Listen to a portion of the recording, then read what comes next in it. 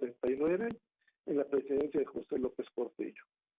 En diciembre de 1982, asume el cargo de presidente de la República, ya que ganó las elecciones del 4 de julio de 1982. Su gestión fue enmarcada por situaciones difíciles del país, ya que tras meses antes de asumirse el cargo, el presidente José López Portillo había nacionalizado la banca. La inflación subió a un 100% cada año. Esto pues, representó un problema económico durante su gestión. El peso se devaluó un 3.100% y su gobierno tuvo que subsidiar el precio de productos básicos y el número de empresas paraestatales durante su gestión de los 6 años se privatizaron de 1.155 empresas de gobierno. Estos se redujeron a 413. Para enero de 1986, en Ginebra, México logra, después de 3 años de negociaciones, ser admitido al Acuerdo General sobre Aranceles y Comercio, conocido como GATT. Para el 19 de septiembre de 1985, a las 7:17:47 hora local, se presentó un sismo de 8.1 grados en la escala de Richter y la Ciudad de México fue la más afectada. Para algunos, las cifras de muertos fue más de 40,000. La cifra oficial señaló que fueron de 5 a 10,000 muertos y que incluyó a los que murieron en la réplica del día 20 de septiembre. La declaración del presidente Miguel de la Madrid Hurtado a la comunidad internacional fueron de que no se requería la ayuda internacional. Y la declaración de no permitir que el ejército realizara labores de rescate en las primeras horas después del sismo le costó. Otro trago amargo de Miguel de la Madrid fue el 6 de julio de 1988 durante las elecciones presidenciales, donde participaron Cuauhtémoc Cárdenas, Manuel Cloutier y Carlos Salinas de Gortari, ya que el sistema electoral de cómputo se detuvo. La Secretaría de Gobernación, que organizaba las elecciones, señaló que el sistema se había caído. Y el triunfo se lo dieron al candidato oficial del PRI, Carlos Salinas de Gortari. Miguel de la Madrid dejó la presidencia de la República y se desempeñó como director del Fondo de la Cultura Económica. Para Miguel de la Madrid, la experiencia de los sismos del 19 y 20 de septiembre de 1985 y su duda de mandar al ejército a labores de rescate y ayudar a la población del sismo le motivó para promulgar la ley orgánica del ejército y fuerzas aéreas mexicanas el 26 de diciembre de 1986. En su título primero, en Misiones Generales, y en su capítulo único, artículo primero, señala: el ejército y fuerza aérea mexicana son instituciones armadas y permanentes que tienen las misiones siguientes. 1. Defender la integridad, la independencia y la soberanía de la nación. 2. Garantizar la seguridad interior. 3. Auxiliar a la población civil en casos de entidades públicas. 4. Realizar acciones cívicas y obras sociales que tendrán al progreso del país. Y 5, en caso de desastre, presentar ayuda para mantenimiento de orden, auxiliar a las personas y sus bienes y la reconstrucción de las zonas afectadas. Constitucionalmente y en las leyes que regulan las actividades del ejército se desprenden 3 planes de guerra y doctrinas para las cuales el despliegue de las Fuerzas Armadas, que se conocen como DN1, que consiste en la preparación para la defensa del país.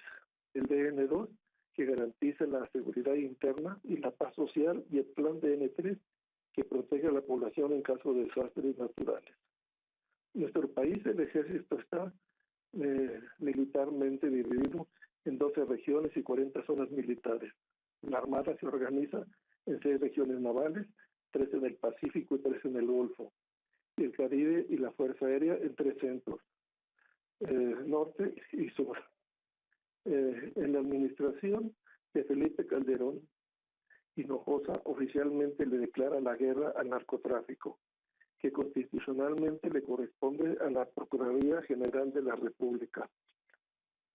Pero las instituciones responsables en todos sus niveles fueron devastadas. Y Felipe Calderón, con su declaración de guerra, saca al ejército y armada a la calle en diciembre del 2006.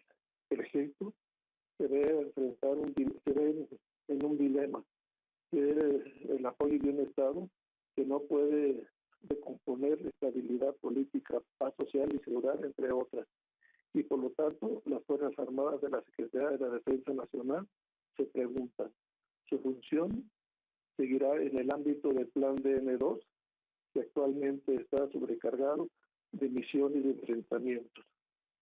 La corrupción, el del narcotráfico, ha permeado en sociedad, fuerzas públicas en todos sus niveles, funcionarios públicos de todos los niveles, e inclusive ha llegado a algunos altos mandos militares, por desgracia.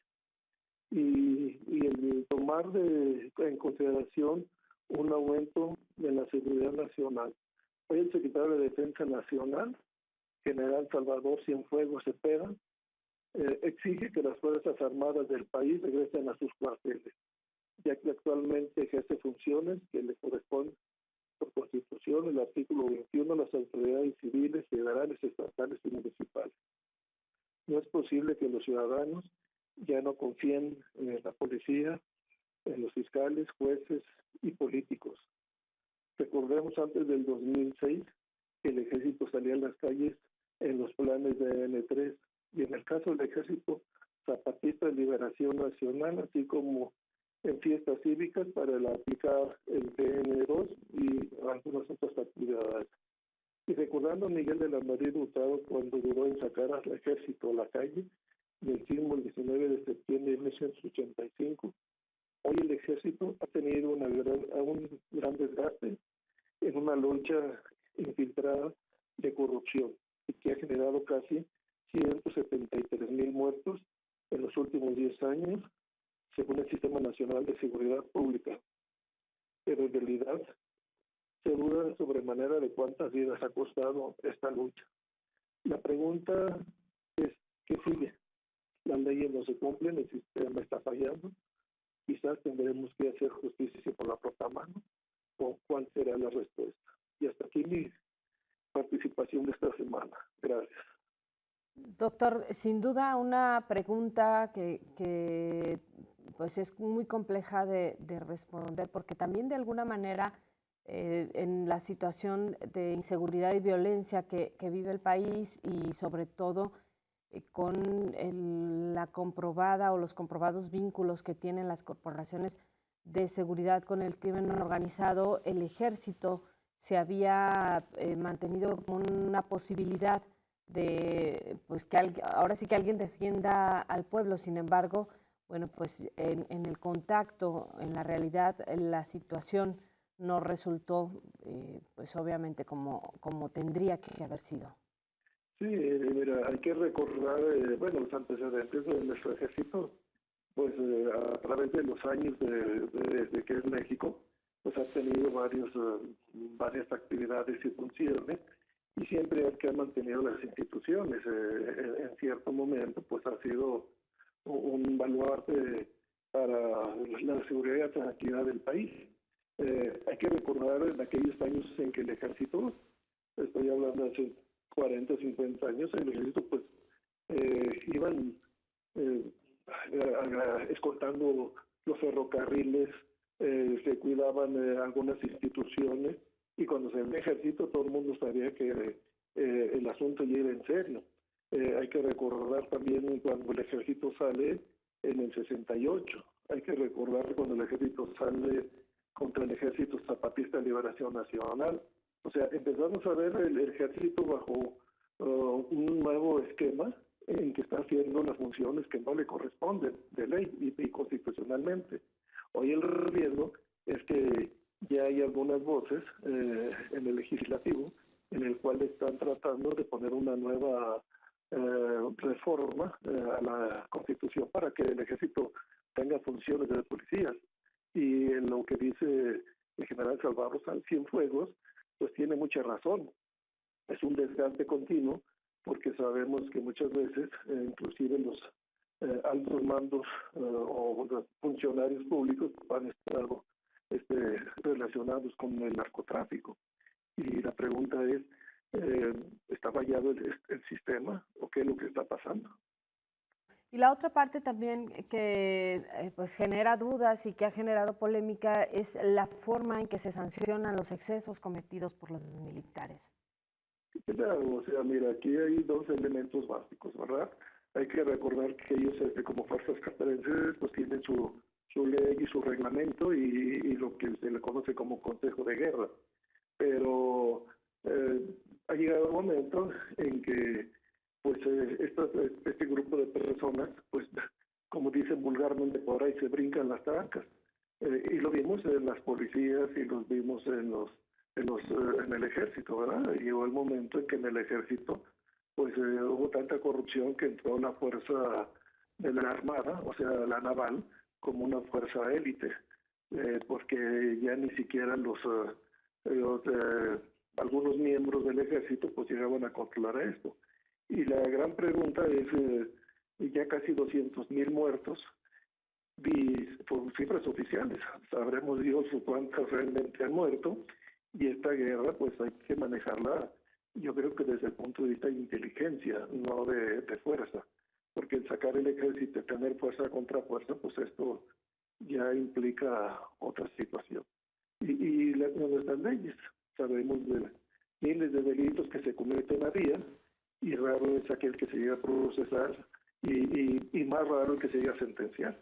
Claro, y además en un momento en que el país pues trata de avanzar hacia la transparencia, hacia el abrir la información sobre lo que nos cuesta a los ciudadanos, pues el ejército se mantiene ahí como un agujero negro.